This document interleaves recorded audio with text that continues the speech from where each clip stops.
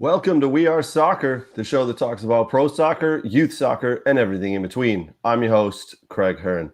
All right, lots to talk about today, but before we do that, no matter what platform you're on, if you could show us a little love by liking, subscribing, or sharing this video, we would really appreciate it. Right now, we've got viewers on Twitter, Facebook, Twitch, and YouTube. So if you're there on one of those platforms, we're going to open up the chat, as you can see there. So go ahead, ask questions, jump in the comments, let us know your thoughts about the topics that we're talking about. All right, lots to talk about again, but before we jump in, big thank you to our friends and sponsors here at We Are Soccer, Tim Merritt, Ross Mortgage, Michigan Jaguars Football Club, and Aaron Bird at Next Level. Thanks, guys. Appreciate the love, appreciate the support that you've shown us. All right, Man United have a new coach. Sort of. All right. So the news broke this week that Ralf Rangnick is now going to be taking over at Manchester United. He is going to be the coach for 6 months and then moving into an advocacy/sporting director role. When this news came out this week, I kind of laughed and said, this is kind of typical Man United. They're not making a decision. They're kind of putting on things on hold. They are just putting it off. They didn't get the manager they wanted. They waited too long. Things went wrong. I got to be honest. After reading about Ralf Rangnick, reading about what he's done, what he brings, I couldn't be more wrong. I thought this was going to be a terrible hire. I thought this was going to be one of those things where it's just a cover-up. It's a Band-Aid. It could go drastically wrong. The board didn't want to spend money. Again, wrong. I think this is probably the best hire they could have had. They didn't just get a soccer coach. They got someone who's going to instill a style that can be played for the next 10 to 12 years at this club. I did a lot of research. I've done a lot of reading on Ralf Rangnick, and it is impressive.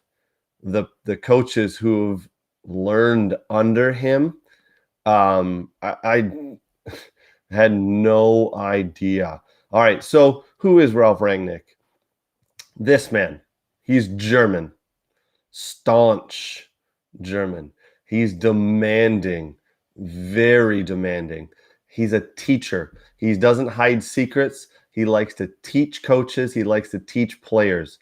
If you are in the club that he is at, you will learn and you will either convert to his style, or you are out of there. He is very demanding and he knows what he wants, and it works. He brings something called gegenpressing. What the hell is gegenpressing, you might be asking? All right, so here's the official term. Gegenpressing was coined back in the 90s, and it refers to an intense style of football that sees a team press high when out of possession in order to win the ball back as soon as they lose it. Right, gegenpressing. It's new in the last 4 to 5 years, I would say. When a team loses the ball, they swarm, they hunt. The player closest to the ball hunts for it and is relentless. Then the next player who's closest kind of starts to sway and push the opposition team with the ball in a certain direction. And then there's a third player that starts to hunt, while all the rest of the players kind of break cover and make sure the ball can't be quickly outletted to the other players on the attacking team. Chelsea do this really, really well. Liverpool do this really well. So why do Liverpool and Chelsea do this well? Because Tuchel and Klopp both learned under Ralf Rangnick. I'm telling you, this is a very good hire by Man United. Ralf Rangnick believes in offensive thinking, forward defending, and pressing, and it's very ball-orientated play he brings. All right, at Hoffenheim, from 2006 to 2011, he constructed Germany's first vertically integrated club, where youth development, tactics, and transfer dealings were all streamlined to serve a common purpose. If you can think about that, it's not It's not the first team, the reserve team, the U23s, the U21s, the U18s, and then a bunch of youth teams all playing how the coach who's overseeing those teams wants them to play. It's one mission, one through the entire club, streamlined, vertical through the entire club, playing in one specific style. It's absolutely brilliant. And what he does is he teaches all the coaches of those teams, the reserves, the U23s, the U18s, the youth teams. He teaches them this style, and that's what they do. This style, this gegenpressing style, requires young, fast players. So a lot of the transfer dealings that he has with the club that he goes to, that Ralf Rangnick goes to, they do not buy players who do not fit into this mold. Normally, he doesn't buy players over 23 years of age. It requires young, fast players in this ultra intense style, and because of this, the club did not buy players over 23. The Hoffenheim club when he was there. He was also coaching coaches within the club this vision so that they were all moving in the same direction. It's brilliant. It's absolutely brilliant. Moving on from Hoffenheim, he then repeated this trick at Red Bull as he was appointed to oversee their clubs from 2012 to 2020. He also stepped in twice during this time period as the coach. He sees himself as a teacher of the game. He holds no secrets. He can also be demanding, as I said. Overly demanding is the way other people have described him. Here's an interesting little bit of note for you. Ralf Rangnick turned down Chelsea's offer to be the caretaker manager after Frank Lampard was sacked. So Chelsea moved on to one of his other disciples, Thomas Tuchel. Chelsea did their homework. They saw that this is the style of play that needs to be implemented to win things. They wanted Ralf Rangnick. He turned them down. They then quickly went to one of his disciples who does this style of play and is very good at it, Thomas Tuchel. Thomas Tuchel used this play to win the Champions League last season. It works. It works really well. So how is this going to affect the current Man United team? Well, unfortunately, there's one player who won't like that, and it's Ronaldo. He doesn't press. He doesn't like to hustle back all the time. He definitely hustles back some of the time. He doesn't like to move, though. This is going to see Ronaldo get moved to the bench. This is going to be an interesting situation in Manchester with Ronaldo and Ralf Rangnick.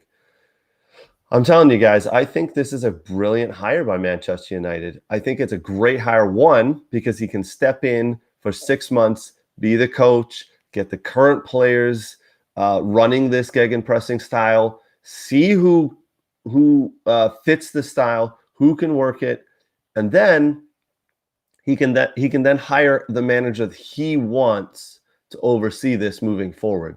I don't think it's going to be Pochettino. Pochettino isn't a Ralf Rangnick guy. Okay, so here's a quick list of people who have come out of the Ralf Rangnick, we'll call it coaching school. Tuchel, as mentioned, Julian Nagelsmann, who's currently at Bayern Munich. He's not leaving there. Marco Rose, Borussia Dortmund. Adi Hüttler, Mönchengladbach. Matthias Jassel, Jesse Marsch, Sebastian Hoeneß, Oscar Garcia, Peter Ziedler, Roger Schmidt, Marcus Gisdol. The list goes on. Ralf Hasenhüttl at Southampton. Now, Ralf Hasenhüttl at Southampton was one of the first people to be in this, we'll call it, school of teaching with Ralf Rangnick. He's at Southampton. He does not have a lot of money at Southampton. He's doing a very good job down there at Southampton. I think he could be the odds-on person to go to Manchester United at the end of the season and start being a manager there. Some other names that are of note, they're on this list that have come out of the under Ralf Rangnick school here is David Wagner. He's currently at Young Boys. Paul Mitchell at Monaco, and Christoph Freund at RB Salzburg. And then the last one on the list there in the MLS, Ernst Tanner. So that's very interesting. Again, I'd like to know everybody else's thoughts, but I really think this is a great hire by Manchester United. Yeah, I agree. Brooks is saying that the style a lot with New York Red Bull and Jesse Marsch there at Red Bull, and then Chris Armas. Not sure why Red Bull, Salzburg, and RB continued that day. I agree, man. It's interesting. Very very good point, man. Yeah, I mean, again, it's a great hire. I thought they were just papering over. I thought this was a band-aid. I did not know much about Ralf Rangnick until I really started to look into him. He's 63 years old. He's been doing this for quite a few years. He comes with 3 or 4 people in his backroom staff that he likes to work with, that he takes to different places. His most recent team was Lokomotiv Moscow, where he's been there for about 2 years, about a year and a half now. So he leaves there and comes to Manchester United. For us who are not Manchester United fans, this is going to be a problem. And Jurgen Klopp came out and said it the other day. Unfortunately, Jurgen Klopp and Liverpool have a huge rival, Manchester United, and now they have a very good coach. It's unfortunate for the rest of the EPL. I agree. I absolutely agree. We've seen what this can do in the EPL. Thomas Tuchel had some good players. He brought some good players in, and he won the Champions League. Again, Chelsea are one of the best teams in the Premiership right now due to Thomas Tuchel, and I think that's inevitably because of Ralf Rangnick. So Manchester United, congratulations. Unfortunately, you have a really good coach. Well done. All right, let's move on. We can jump back to this a little bit here and there. Let's move on. Some other quick news to kind of chat about. The European playoff draw and the pathway to Qatar 22 has been released. Here you go. This is what we've got. So these are the teams that made it into the playoff here. Some big teams. The only way for these teams to get into Qatar 2022 is by winning 2 games. So as you can see, Scotland take on Ukraine, and then Wales take on Austria, and then the winners play there. I think it's either going to be Ukraine or Scotland, to be honest. Scotland have been playing well. I would love to see them get into the Qatar 2022 World Cup. Would be great to see. Path B, Russia, Poland. I think Poland win that one against Sweden and the Czechoslovakia. I think Sweden take that, and I think you'll see Poland versus Sweden. Sweden, I think, take that, unfortunately. We'll see what happens there. And Pathway C, check this out. So you've got Italy versus North Macedonia. I think we all know Italy's going to win that. Although, don't forget, North Macedonia did beat Germany in Germany last year, 1-0, so they can bring it when they want. Italy most likely will win that game, and they will face either Portugal or Turkey. Turkey is a really good team, right? They just tied England at Wembley a couple months back, and when they were in the World Cup, they did really well. They didn't get out of the group because they were in the group of death with Germany and France. Jeez, I mean, Turkey were a class act in the World Cup. The European 2020 tournament. So I think out of this group, Portugal, out of this Pathway C, Portugal will face Italy. So think about that. Either Italy or Portugal is not going to the 2022 World Cup. If it's Italy who lose out, that'll be 2 World Cups in a row that they haven't played in. They might have won Euro 2020, but they will now be missing out on 2 World Cups if they lose this pathway. I think they win. I think they beat Portugal. So what does that mean for Portugal? Well, it may be that we don't get to see Ronaldo in the 2022 Qatar World Cup. So you may have seen Ronaldo play his last World Cup if you watched in 2018. I think it's Italy who wins this. I think it's Italy who go through and win. I think it's Sweden who go through and win Path B, and Scotland who win Path A. So that would mean that Portugal and Ronaldo are out. That's big news if you think about it. Big news. All right, other news that came out this past week, where the U.S. men's national team World Cup qualifiers will be in January and February. Columbus and Minnesota will be the home qualifiers for the USA. USA take on El Salvador in Columbus, Ohio, January 27th. Columbus can be cold. Columbus can definitely be cold, and it can be snowy. It could be a little. There's a reason the U.S. Soccer Federation put this game in Columbus, because it's El Salvador. These games are really important for the USA. They're second in the group. Canada is first. Mexico's third. The USA need these wins. They need to beat El Salvador and Columbus. Then U.S. Head north to Canada to face Canada in Hamilton, Ontario on January 30th. So 3 days later there, January 30th, it's going to be cold. Another cold one. I don't know how the USA is going to prepare for all this snow and cold weather, but it's going to be pretty interesting. I'm expecting a draw there. I would love the USA to get a draw against Canada. I'd love all 3 points, got to be honest, but I just don't see it happening. I think they'll get all 3 points against El Salvador. I think there'll be a little bit of a letdown. They'll tie. They'll draw Canada there in Hamilton, Ontario. And then February 2nd, just a couple of days later, we head back to the USA to face Honduras in Minnesota. Whoo-wee. Minnesota in February? Yeah, you can almost guarantee there's going to be snow. Not going to be a fan of the cold weather myself as a fan, but it'll be interesting. I think, like I said, I think they'll beat El Salvador in Ohio. I think they'll draw Canada in Hamilton, Ontario there away. And then I think they'll get the win versus Honduras in Minnesota. It's not because of the weather. It's not because of the conditions. I think it's just the USA soccer teams coming together. I think they'll do this right. I think they'll be peaking at this point. With these wins, it's almost guaranteed they'll be in Qatar 2022 World Cup. And this is what we need. We can't have the USA missing another World Cup here. So I think these games will get it done.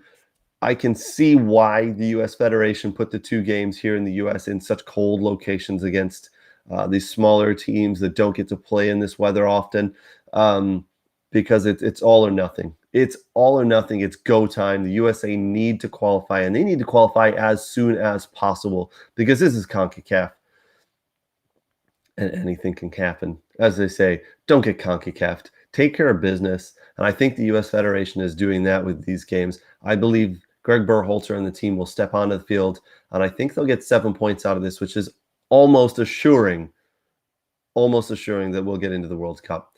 So, yeah, I think we'll get it done there. All right, let's move on. U.S. women's national team. Last night they played Australia in Australia. Game kicked off 11 p.m. Eastern time. Late one, USA win 3-0. They score a goal 24 seconds into the game. 24 seconds into the game.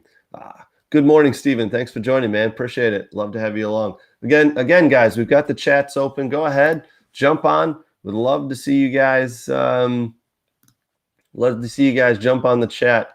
Ask questions, jump in, join in the comments. Really appreciate that from the boys and girls who've done that so far. Yeah, U.S. women's national team last night. They've got 2 friendlies down in Australia. They play in a couple days again. Yesterday, I believe, was Perth, and then they moved to Newcastle in Australia to play 2 games against Australia. What Australia is doing is they're just getting fans interested because the 2023 World Cup, Women's World Cup, is in Australia. So the USA is just getting some game preparation, just going down there, checking things out themselves, getting ready.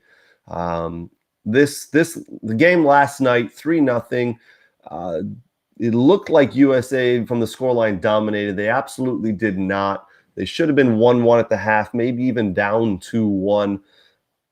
Australia missed a point-blank opportunity in around the 40th minute.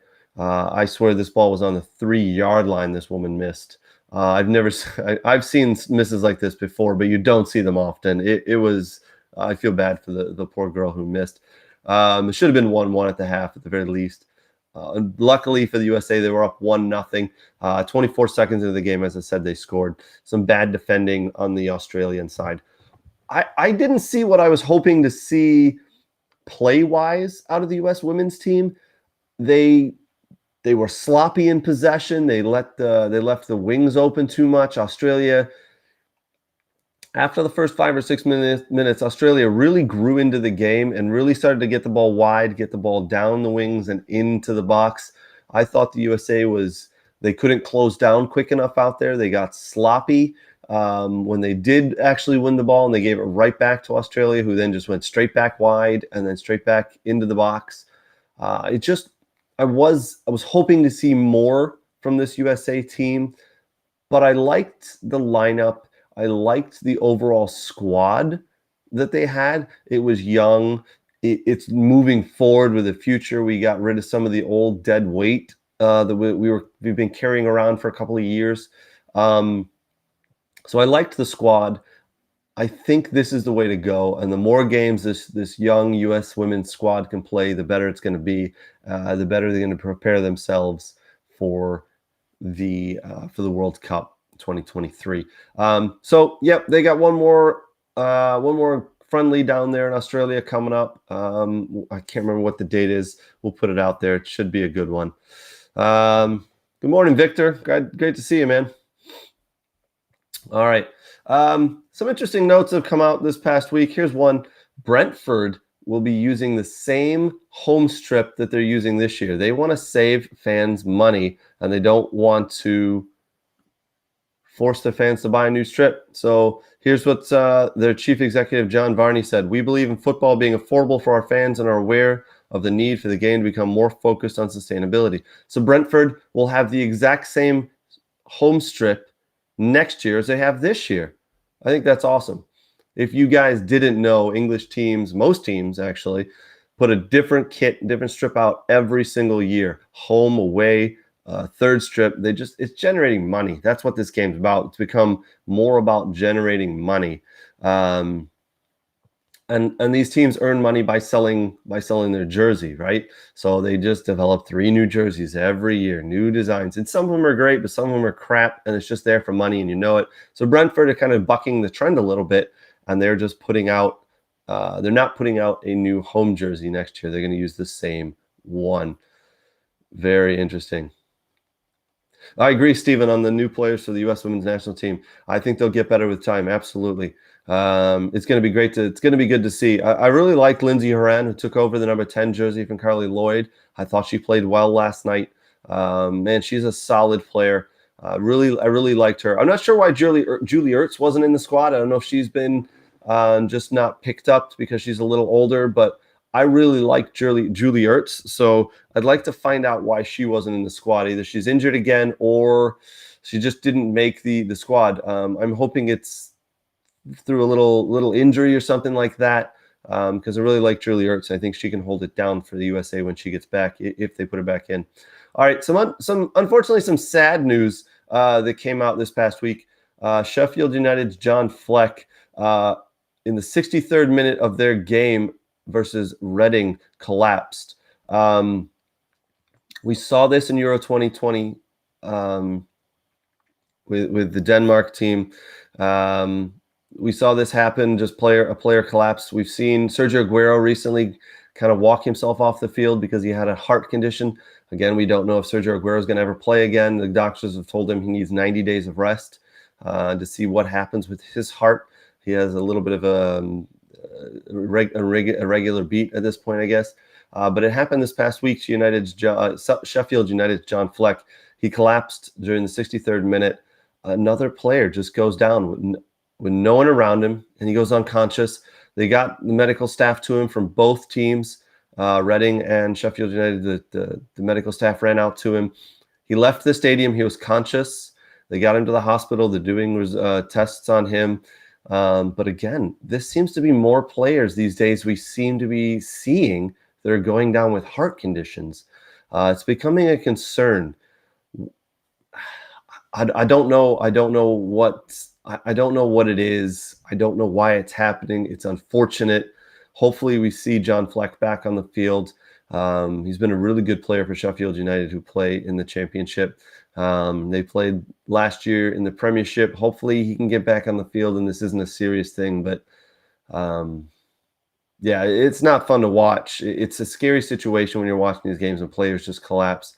And it's happened over the years. It's happened several times over the years, but it just in the past 12 to 18 months, it's happening a lot more, and it's scary to see. All right, let's talk about some of the EPL games that are happening this weekend. Sorry. Right now we've got Arsenal versus Newcastle. That game is going on currently. It is halftime up in Newcastle where that game's being played. It looks like Arsenal are dominating possession. They're dominating shots. If you're a betting man or woman, go ahead and put money on Arsenal to maybe take this one in the second half, unless Newcastle can turn it around. Newcastle at the half have 21% possession. They got 4 shots, but 21% possession is not good. Looks like Arsenal are pressing. They should probably take this game. No matter what betting platform you're on there, go ahead and put some. Don't blame me if it goes the wrong way or they end up drawing, but it looks like Arsenal will take this one. Eddie Howe, the new manager for Newcastle, is in the dugout today. He's had to miss the last game because of his first game in charge. He had to miss it due to COVID. Since the new ownership at Newcastle have come in, this is their first hire. They've put Eddie Howe in charge, former Bournemouth manager. So it's not off to a good start so far for Eddie Howe. Other games on the docket in the English Premier League: Crystal Palace home to Aston Villa. That's a big game as Gerrard take his new Villa side to Palace. Palace have been flying high. They've been doing really, really well.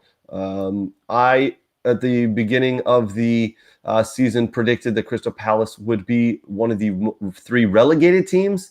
No, not even close. That's way off. Currently, Crystal Palace sit 10th with 16 points from 12 games. They've done really well. Patrick Vieira has turned that squad around. He did a really good job in a short period of time coming in.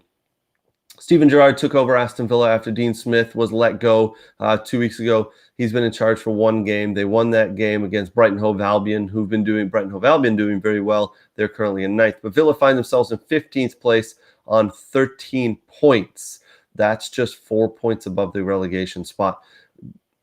Gerrard's going to turn it around. He'll turn it around. Today's a big game, though. He goes up against one of his old foes in Patrick Vieira. You used to watch those games back in the 2000s, early 2000s of Vieira versus Gerrard, Liverpool and Arsenal. But today they they go against each other as managers. Villa go to Crystal Palace. That should be a good one. Liverpool home to Southampton. Ralf Hasenhüttl and Southampton visit Liverpool, and Klopp to Ralf Rangnick, guys, right? Liverpool, we expect to take that one. Liverpool have been playing really, really well. So expect Liverpool to take that one. Norwich City, Dean Smith, home to Wolverhampton Wanderers. Wolves been playing okay as of late. Wolves currently find themselves in, where are they at? They're in 6th. They've been playing really well. They're on 19 points from 12 games. Wolves playing really well, getting a lot of points against Norwich City, who with newly hired Dean Smith, as mentioned, need points badly. They are 19th spot, find themselves in that relegation zone on 8 points. Not good.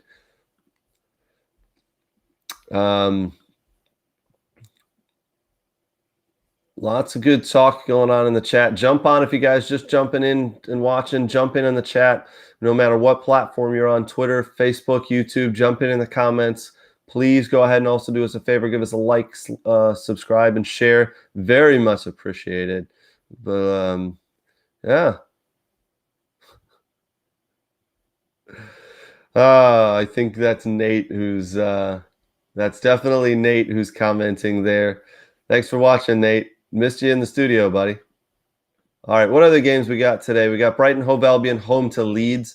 Brighton Hove Albion, as I said earlier, they're 9th. They've been doing really well. Leeds, unfortunately, have not had quite the season that they had last season. Right now, they find themselves in 17th position on 11 points.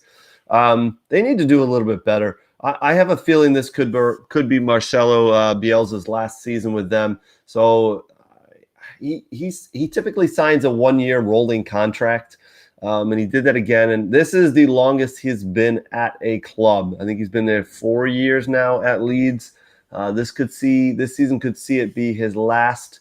They need points. Leeds definitely need points. They are too big of a club to be relegated and too big of a club to be in 17th position.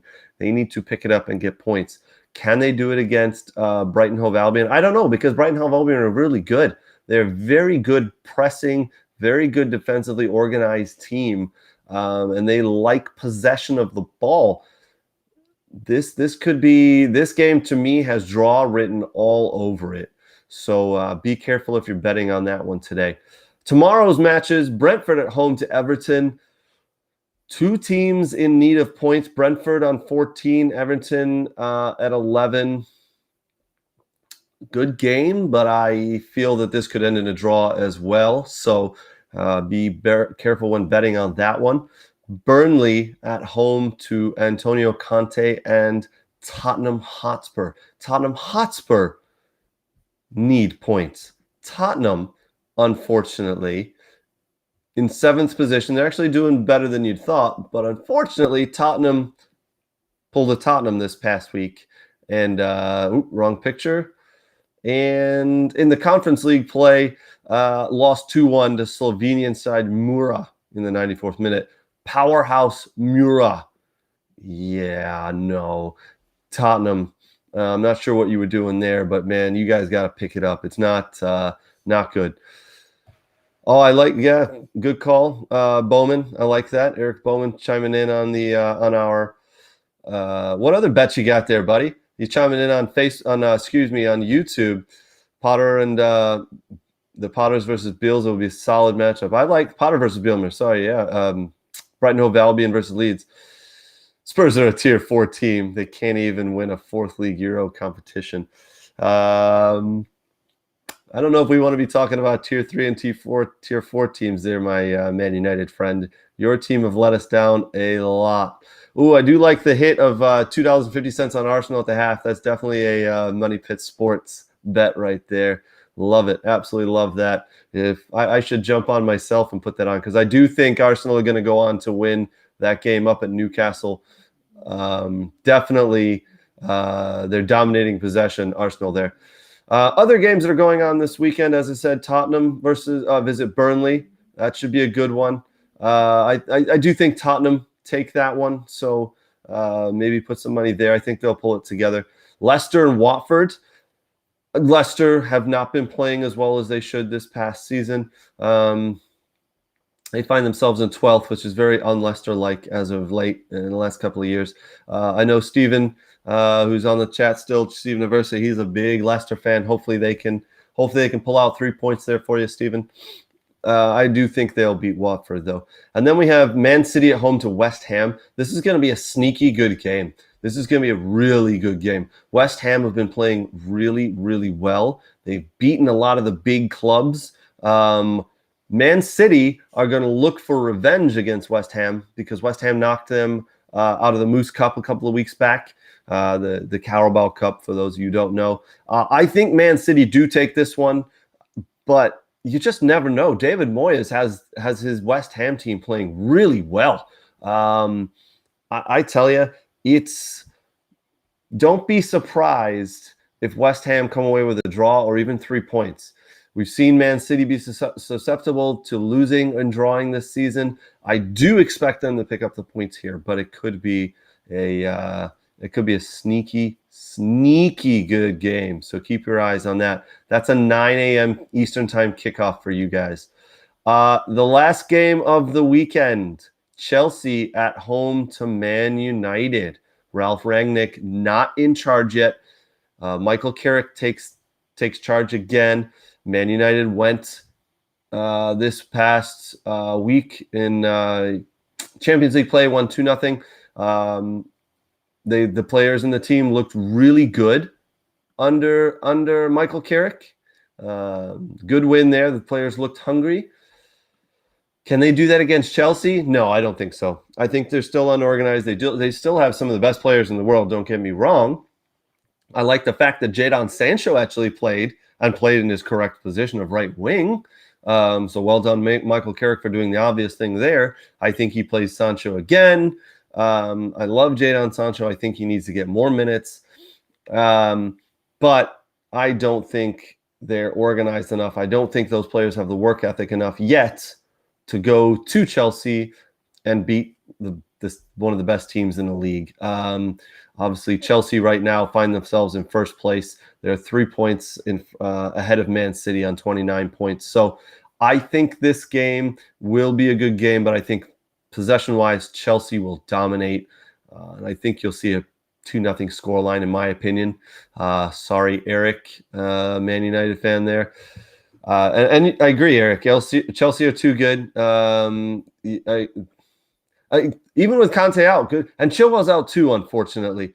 Ben Chilwell has an ACL tear. It's a partial tear.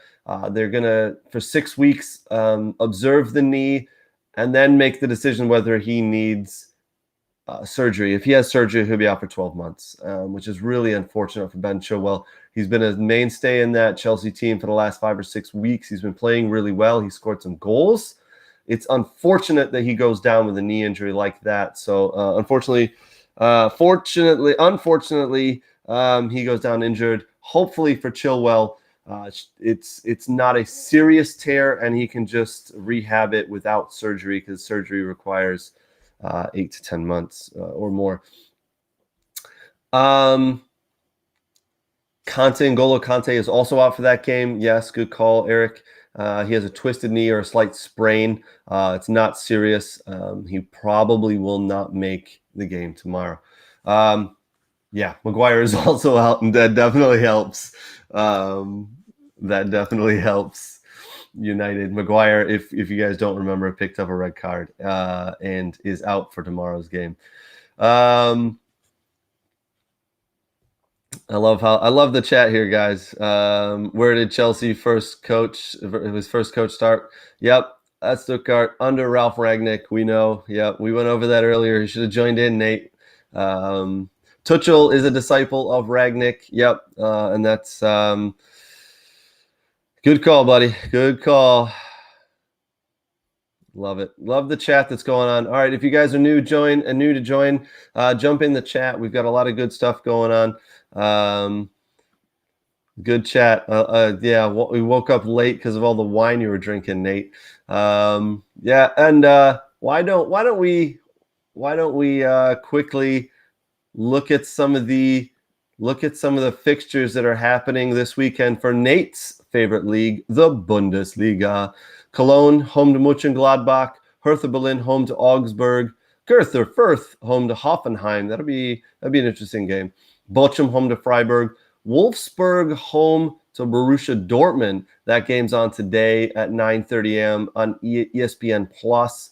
Bayern Munich home to Bielefeld. Bayern Munich coming off a loss last week to Augsburg, unexpected loss there, 2-1. I expect them to bounce back, so put money on Bayern Munich. You're not going to get much because it's probably negative 1,000. Wolfsburg to Borussia Dortmund, home to Borussia Dortmund, will be a really good game. That's going to be a fun game. ESPN Plus, all these games are on. Jump in on that one. And next time I see Nate, he'll punch me if I do not mention the Bundesliga game that happened yesterday, Friday, November 26th. Stuttgart home to Mainz. Stuttgart win 2-1. Finally, Stuttgart picking up points. Good for them. Good. Helps. They will move up. They need Stuttgart. They're in relegation battle there. Thankfully, with those 3 points, they move out of the relegation battle into 13th spot in the Bundesliga. Absolutely. Brent Claggio there. Good call. Conte is a bigger loss. I agree. Conte is definitely a bigger loss. They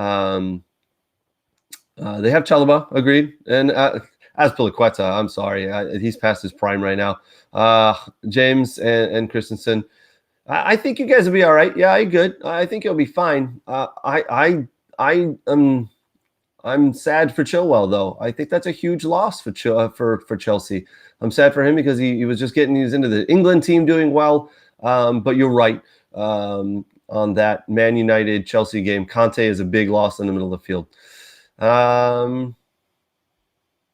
I love it. Nate's chiming in with his, let me see if I can put it up there. Bundesliga, where all the Premier League coaches come from. He's not wrong at this point. A lot of coaches have come from the Bundesliga. He's definitely not wrong. And it is a little strange how Nate keeps tying everything back to Stuttgart, and he's not wrong on it. A lot of it is, he's not wrong, man. Good morning, Jonathan. Thanks for joining, man. Appreciate you joining in the show. All right, guys, a lot of big games happening this weekend, but why don't we show you the domestic league here in the USA, MLS Playoffs. All right, here's the playoffs that happened. Let me remove that. Here's the playoffs that have happened. Some of the games have happened so far. We saw Portland beat Minnesota. Sporting Kansas City beat Vancouver. Real Salt Lake beat Seattle on penalties. Real Salt Lake didn't even have a shot on goal in the entire game, but they win on penalties. They go through. Real Salt Lake will play Sporting Kansas City. That game will be tomorrow on ABC. Colorado were at home to Portland and lost 1-0. Portland with a 1-0 win there. That was the Western semi-conference, Western Conference. On the East side, NYC beat Atlanta 2-0. They move on to face New England in the semi-conference, in the conference finals. And that game is on the 30th on Fox Sports 1 at 7:30. We also had Nashville beating Orlando 3-1, who will face the Philadelphia Union. That game is tomorrow at 5:30 on ESPN. So Philadelphia, Nashville. I expect Philadelphia to win that. I expect New England to win the other semifinal there. And then, so guys, jump in. I don't know what you think about the MLS, but I'm really gotten into it. I've really gotten into it this year, and it's the MLS has come a long way. If you haven't, give it another go. The playoffs have actually been really done really well. So jump in. We do Brooks Lambier and I do a weekly show / podcast called MLS Roundup on We Are Soccer. Give it a watch. We talk about all MLS, the games, the playoffs. We're right in the thick of the playoffs. So give that a watch when you get a chance, if you can. There's some good games coming up. Some big news that came out of the MLS this week. Bob Bradley, 2 weeks ago, he parted ways with LAFC, where he'd been for 4 years. This week, he has signed a contract to go to Toronto. So former U.S. men's national team boss Bob Bradley had been repeatedly linked with Toronto vacancy, and now he has made the move to Toronto FC with his and his son is there too. His son has played in Toronto. Michael Bradley has played in Toronto since 2014. As for coaching his son, Bradley said the 34-year-old midfielder will not get any special treatment. Another situation that Bob Bradley has to deal with is the Jozy Altidore situation. Jozy Altidore has been in and out of the team. He was in a fight with Chris Armas, the former manager, former coach there. He was training with a youth team for a little bit. Jozy Altidore is out of contract at the end of next year, so he's got one more year on his contract with Toronto FC. It's going to be interesting to see what Bob Bradley does with Jozy Altidore, see if he can get the best out of him. I still think there's some miles left in his legs. I still think there's some goals left in those boots for Jozy Altidore. I think he can do a job for Bob Bradley. We'll see. He's a slower player now than he was before, so we'll see if Bob Bradley turns that around. And I think a lot of people remember Bob Bradley as the U.S. men's national team coach, but do you guys know where else he coached? He's coached in a lot of different places. So obviously, as mentioned, LAFC, U.S. men's national team, Chicago Fire, New York, New Jersey Metro Stars, Chivas USA, the Egyptian national team for a short period of time, Stabæk in Norway, Le Havre in France, and Swansea in Wales. Dude has been around. He's 63. One of the best MLS coaches out there. So it's Yeah, I mean, sorry, reading the comments. That's a pretty good comment, Eric. That's funny. I think you give it 2 years, and Bob Bradley will have Toronto in the playoffs, or just right there on the cusp of getting into the playoffs. So that is a good manager and a really, really good hire. Oh, looks like we've got a goal. 1-0 up. Arsenal. Saka. Eric, I like your comments about too many miles on Josie Altidore's legs. He needs to go to a USL squad. Maybe one here in Detroit. For those of you who don't know, Detroit City FC have now joined the USL Championship, which is one step below MLS. It would be interesting to see what former MLS players come to Detroit to join Detroit City. That's going to be interesting. Again, thank you guys for joining in on the chat. Lots of fun here. Do me a favor, no matter what platform you're on, give us a subscribe, a like, a share. Really much appreciate it. Thumbs up to DCFC. Agreed. Yeah, man. DCFC, they got some work to do. They're going to have to upgrade that squad now that they've moved up several tiers of soccer. USL Championship, one rung below MLS. So they're going to be competing against some MLS teams in different competitions, and for MLS players. It's going to be interesting to see. Absolutely love that is happening. So yeah, 1-0 up. Arsenal on Newcastle. We'll see if they can hold on there. Ooh, what are you talking here, Brooks? I like this. Phoenix Rising can go by Altidore. And they still that team's owned. The Phoenix Rising. Drogba played there, absolutely. Former Chelsea striker Didier Drogba. I believe he also owns that some of that team. So they've got money. There's some money to spend over there in Phoenix. They will buy players for sure. Absolutely love it.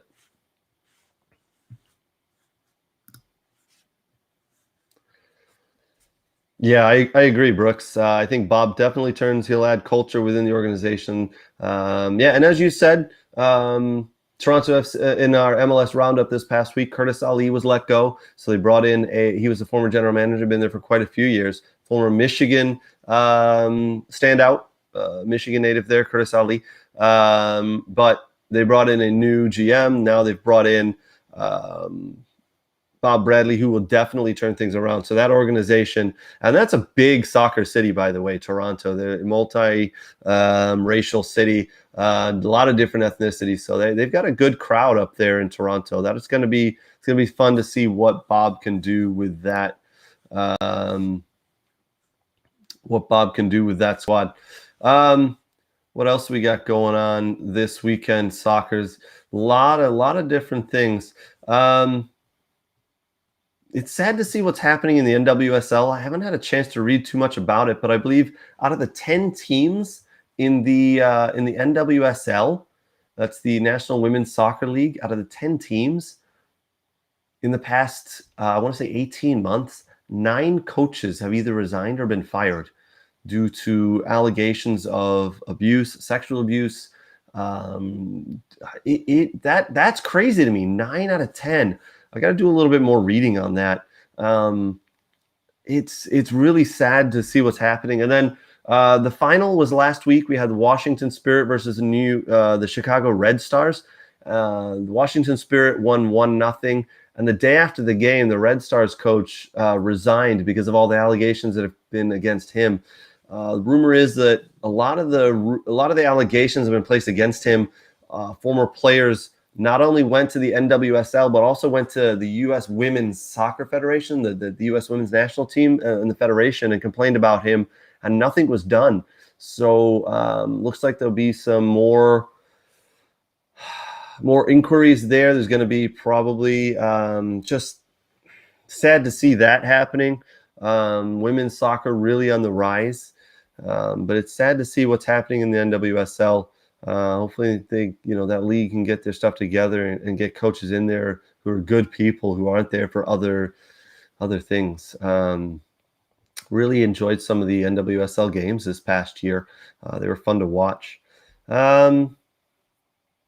Yeah. Looks like the game's still 1-0. There's a USL Championship. Oh, that's correct, right? That's right. The USL Championship match is tomorrow. Good call, Brooks. You've got the Tampa Bay Rowdies versus the Orange County FC. Former Michigan goalkeeper Evan Loro just won the USL Championship Goalkeeper of the Year. Plays for the Rowdies. Good call, Brooks. Kind of forgot that game that was going on with everything else that's been going on. You're right, man. So I'm sure that can be found online. I'll see if we can find it and put it. We'll put the stream up for We Are Soccer, so be sure to join in as we'll talk about that. All right, guys, looks like we're coming to the end. Appreciate all the love and support today and all the chat from everybody. I really appreciate the support from our sponsors and our friends, Tim Merritt at Ross Mortgage, Michigan Jaguars Football Club, Aaron Bird, Next Level Training. Thank you guys. Appreciate it. Hey, if you guys are looking for a quick soccer fix in the middle of the week, we've got several for you. We've got MLS Roundup, and when Nate and I get our shit together, we're going to get back and do the Bundesliga chat time. Nate, that's a reminder for you. And also, we deliver every Wednesday free kick newsletter to your email inbox. So go ahead and sign up for that. You can find the sign up on our website and any of our social channels. This past week, we talked about the money that Messi has garnered for PSG and how it garnered $7 million for Michael Jordan because he now has the Jumpman logo on the PSG jersey. We've talked about MLS player salaries. We've talked about Champions League. We've talked about the World Cup. You name it. Free kick newsletter sent weekly on Wednesdays to your inbox. We talk about soccer and the business side of the sport. Lots of fun. All right, guys, appreciate you joining this morning. We'll do some more coming up, obviously, but join us every Saturday morning for We Are Soccer. Love the chat. All right, guys, enjoy the games. Jump in on our social channels. Let us know what you thought about today's show, and let us know what you think about the upcoming games. Cheers.